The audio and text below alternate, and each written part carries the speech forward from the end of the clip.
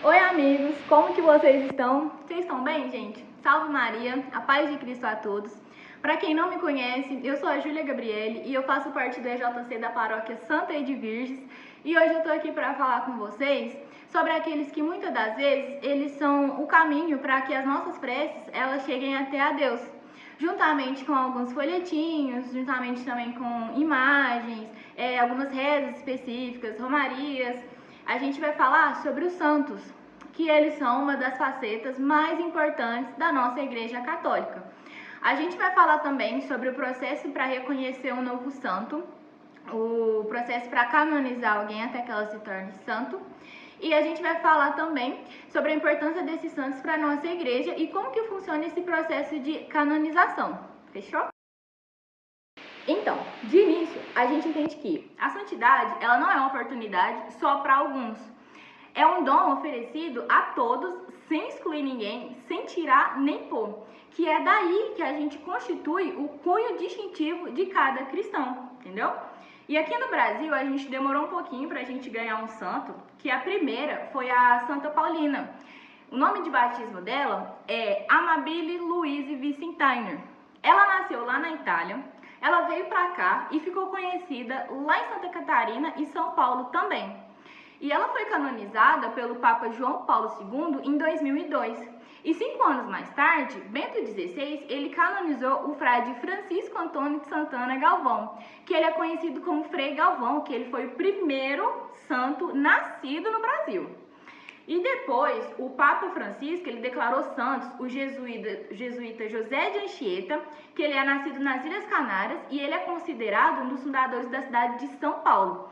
Tem também o Roque Gonzalez, Alfonso Rodrigues e Juan de Castilhos, que eles são os mártires do Rio Grande do Sul. E André de Silveral, e também tem mais 29 companheiros, que é considerado os protomártires do Brasil, entendeu? E o Vaticano, ele declarou santa a religiosa baiana Maria Rita de Souza Brito Lopes Pontes. Por esse nome, eu acho que você não vai conhecer. Ela é mais conhecida como Irmã Dulce e ela foi a 37ª santa brasileira. Mas vocês podem ficar tranquilo que futuramente a gente vai fazer um vídeo sobre isso, sobre os santos e as suas histórias. E por que é que você já não senta o dedo nesse like, se inscreve no canal para você não perder nenhum vídeo que tá por vir, hein? Então, o processo ele ficou um pouco mais rigoroso ao longo da história. A Igreja Católica, o que ela fez? Ela aprimorou o processo de reconhecimento de um santo, mas isso aconteceu quando? Só em 1180. Por quê? Porque o Papa Alexandre III, ele disse assim que não era permitido venerar ninguém como santo sem a expressa autorização da Igreja de Roma. Você não podia chegar em fulano, falar assim e começar a venerar ele como santo. Por quê? Porque precisava da autorização da Igreja de Roma. Então, no primeiro milênio, não era tão rigoroso quanto hoje em dia. E a canonização ela se tornou, então, mais reservada em 1234, por Gregório IX. Antes, até os bispos, eles conseguiam canonizar alguém como santo. E aí a normativa atual para canonização, que é a data de 1983, ela foi decretada por João Paulo II, que tem algumas exceções, são raras as exceções, que exige a comprovação de 2 milagres para que alguém seja reconhecido oficialmente como santo.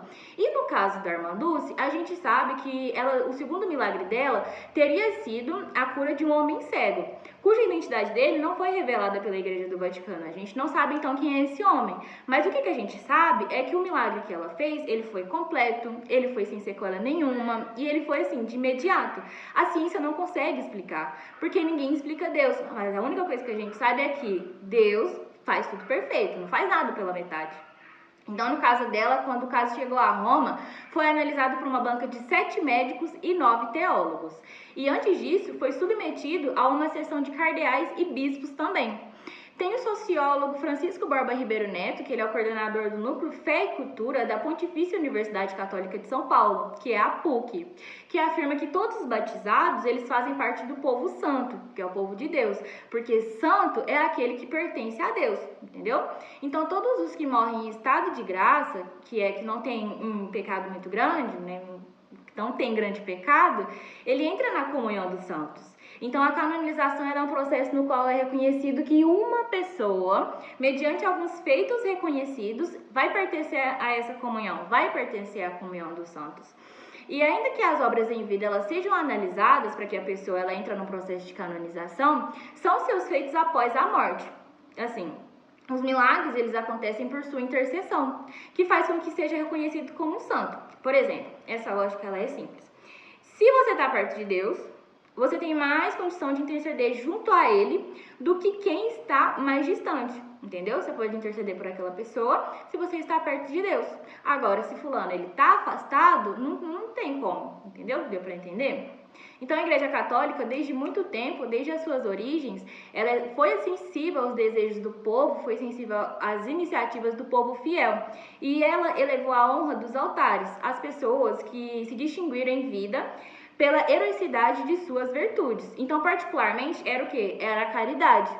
Ou então, algumas pessoas que, num ato de amor profundo, o maior amor do mundo por Cristo e aos seus irmãos, eles sofreram involuntariamente ao mártiro. Júlia, beleza. Você falou aí sobre a igreja e tal, mas afinal, como que é que faz um santo? Calma, vou te explicar, amigo. A gente sabe que a canonização é um processo importante para quem? Para os vivos. Por quê? Porque o objetivo final da canonização não são os servos de Deus que já faleceram, não são os falecidos, mas é somente os fiéis, que é quem? Os vivos. Entendeu? Então, estes são os beneficiários dela. Os santos, eles não têm necessidade nenhuma de ser declarados tais. Aliás, a canonização para eles não vai acrescentar em nada na vida deles, entendeu?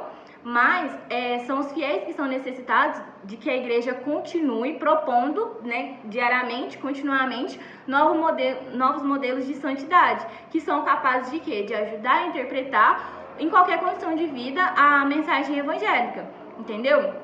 Então, os santos eles não têm somente a função de servir de incentivo, servir de motivação, de estímulo para os fiéis, tá? Então, eles contribuem também para fortalecer e acrescentar a união existente entre a Igreja dos Falecidos, que o nome ela é chamada de triunfante, e a Igreja peregrinante desse mundo. Então, é uma expressão dessa mística união, uma manifestação viva da vitalidade da Igreja, que é um sinal da ação santificadora do Espírito. Hoje, quem cuida desse processo de canonização é um órgão lá do Vaticano que tem o nome de Congregação para a Causa dos Santos, entendeu? Então, qualquer pessoa, associação, diocese, comunidade pode requerer a abertura desse processo de beatificação. Mas, para encaminhar corretamente, tudo certinho, esse requerimento, o que vai acontecer? Tem que recorrer a um mandatário. Então, normalmente, quem que ele é? Ele é um eclesiástico, que não pode fazer parte da Congregação para a Causa dos Santos, entendeu? Então, esse mandatário, ele leva o nome de postulador. Ele vai ser a peça-chave para a beatificação acontecer, entendeu? Ele tem que possuir, além de talentos espirituais e intelectuais também, ele tem que possuir 3 qualidades práticas, que é o quê? É um profundo conhecimento da Cúria Romana, que é o corpo administrativo que auxilia o Papa a exercer o seu poder. Tem também a arte de reunir fundos e uma extrema tenacidade. Quando não tem isso, na falta disso, o que vai acontecer? O processo, ele pode acontecer de ser arquivado, entendeu? Ele vai ser jogado lá e ninguém vai lembrar dele mais, até alguém aparecer e lembrar, entendeu?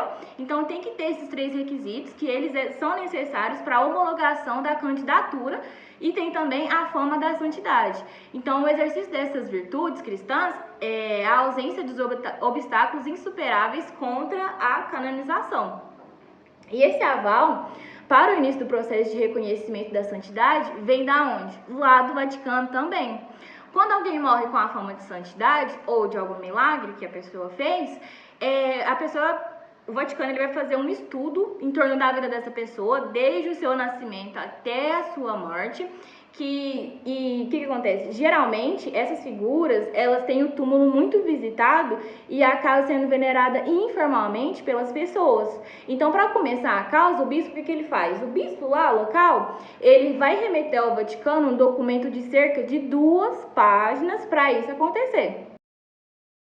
Tá, beleza, Júlia. Qual que seria esse documento?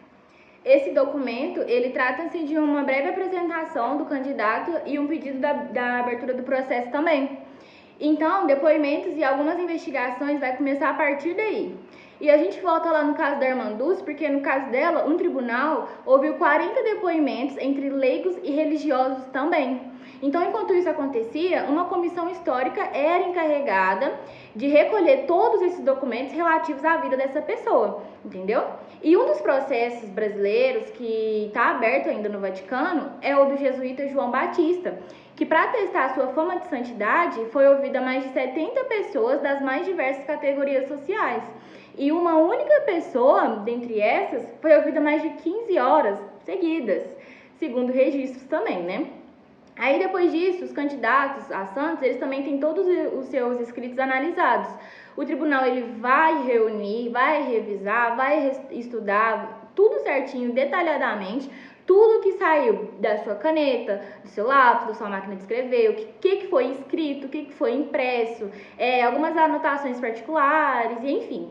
Eles vão juntar tudo isso aí. Passou disso aí, dessa etapa, beleza. Se o bispo julgar que o caso ele vai merecer seguir adiante, todo o processo ele vai ser encaminhado a Roma com o pedido de beatificação. E aí a congregação romana, para a causa dos santos, o que ela vai fazer? Ela vai tomar posse de todos esses dossiês. E aí depois disso, vai tomar prosseguimento de imediato? Não. Por quê? Porque se tem um lugar onde a pressa ela é inimiga da perfeição, é bem na Cúria Romana. O que eles vão fazer? Eles vão juntar duas pessoas, dois religiosos, que não se conhecem, nunca se viram na vida, eles vão jurar segredo absoluto e eles vão analisar, vão estudar tudo certinho e eles vão dar o seu parecer. Depois dito isso, se as suas conclusões elas for muito longe uma da outra, muito discrepante, entendeu? Vai juntar uma outra pessoa, uma terceira pessoa, ela vai ser nomeada e vai fazer todo esse processo também. Ou o processo ele é arquivado, ou ele vai seguir adiante. E no caso, se os pareceres forem favoráveis também, né? Se tiver a ver um com o outro. Beleza. O Vaticano ele vai nomear 5 sacerdotes para seguir adiante nesse trabalho. Aí tá. Aí esse tribunal ele vai ser assistido por um notário e por um exame de milagres. Aí vai juntar peritos locais, médicos, cirurgiãos, que são especialmente designados para isso. Aí sim, finalmente o tribunal ele vai ser provido de um ministério público sob a forma de 2 promotores adjuntos que vai ser devidamente munido de interrogatórios aos quais vão se submeter as testemunhas. Entendeu? Então esse processo ele costuma ser muito longo e muito rigoroso, porque ele vai passar por diversas comissões, entendeu? Vai produzir relatórios que costumam passar mais de 2.000 páginas. E quando o primeiro milagre ele é reconhecido pela igreja, a personalidade ela passa a ser reconhecida como beata ou bem-aventurada. E a sua veneração ela passa a ser permitida, mas só com o segundo milagre que ocorre a canonização, que aí vai acontecer, entendeu? Mas tem alguns casos que fogem dessa regra. Por exemplo, o Santo Antônio de Pádua, ele foi canonizado menos de um ano depois da sua morte, que foi um recorde jamais superado. Mas mesmo assim, o processo da canonização, ele analisou 53 milagres que foram atribuídos a ele, entendeu? Tem algumas figuras controversas também, já que foram canonizados pela igreja. Em 1297, o Papa Bonifácio VIII, ele canonizou Luís IX, que é o rei da França, que foi o rei da França, né? E o monarca, ele era tido como um cara muito fervoroso, porque ele perseguiu, ele discriminou os judeus na época, né? E ele foi tão intolerante nas regras dos ditos bons costumes que até o Papa Clemente IV afirmou que era melhor atenuá-los a eles que ele combateu nas cruzadas, entendeu? Então, gente, lá no início do vídeo eu falei que a santidade ela não é um dom atribuído só para alguns, é um dom atribuído a todos, mas a gente tem que saber que a santidade ela não é sinônimo de perfeição, entendeu? Então, assim, muitos santos, eles realizaram atos em vidas que hoje não seria considerado bons, não seria considerado bons atos na nossa cultura atualmente. Por exemplo, incentivar as cruzadas, entendeu? Então, em algumas partes, isso tem a ver com a distância histórica, que faz a gente olhar a conjuntura do passado com outros olhares, entendeu? E tem parte disso também que isso deve a uma ideia de coerência moral, mas, na verdade, o que acontece? Ela é moral, mas ela não é cristã. Por exemplo, o santo, ele não é santo porque ele é bom. O santo, ele é bom porque ele é santo. Não é a coerência moral que vai fazer ele se tornar santo, entendeu? Mas sim é a intimidade com Deus. Então depois se supõe que o quê? Os íntimos a Deus, eles terão uma conduta melhor que os outros. Mas não é verdade, não é assim que acontece. Em todos os momentos da vida. Então a gente pode sempre encontrar alguns erros e alguns pecados na biografia dos santos. Se a gente for procurar, a gente vai achar. Então o importante é que esses erros e pecados não vai representar a última palavra, não vai bater o martelo aí, entendeu? Então também tem alguns santos que não tiveram o processo de canonização concluído. Por exemplo, tem a Santa Rosa. O corpo dela ele não foi canonizado, ele foi mumificado e ele fica exposto lá na igreja na cidade de Viterbo, que fica a 80 quilômetros da igreja de Roma, entendeu? E esse é um caso de canonização equipolente, que é o quê? Ele é reconhecido pela igreja sem que todo aquele processo formal tenha sido seguido, todo aquele processo que eu falei para vocês. E no caso dela, da Santa Rosa, os trâmites, eles se iniciaram no ano seguinte, depois da sua morte. E ele foi iniciado pelo Papa Inocêncio IV. Então, entre idas e vindas, o que aconteceu? O processo ele foi analisado durante os pontificados do Alexandre IV, Eugênio IV e Calixto III. E aí esse último ele teria deferido os documentos, mas aí ele morreu. Então não teve como continuar. E antes de promulgar o decreto de canonização, acabou que nunca foi feita, nunca continuou, entendeu? E até mesmo São Pedro, ele considerado o primeiro papa do catolicismo, ele nunca foi canonizado, entendeu? E o culto aos santos, ele nasceu espontaneamente já no começo da igreja, na época lá atrás das perseguições. Então, quando o cristão acabava de ser supliciado, os irmãos eles se esforçavam para ter o alcance das mãos e os restos mortais deles. Porque aí o que eles faziam? Eles davam uma sepultura a eles, né, que era condigna e tal. E sobre essa sepultura, o que eles faziam? Eles erguiam um oratório onde eles vinham pedir intercessão do mártir e onde os sacerdotes iriam celebrar ali. E o mais célebre desses oratórios é a Confissão de São Pedro, lá no Vaticano. Então, eles nem se preocupavam em seguir a aprovação para esse culto, entendeu? Os bispos, testemunhas diretas do mártir, eram os primeiros a participar desse feito. Então, gente, eu vou me despedindo por aqui, mas eu espero muito, muito, muito que vocês tenham gostado. Eu espero que tenha sido muito proveitoso para você esse vídeo e que a partir de hoje você consiga responder com tranquilidade quando alguém te perguntar como que ocorre a canonização de um santo, como que é feita, tá? Espero vocês no próximo vídeo. Fiquem com Deus, um beijo e até a próxima!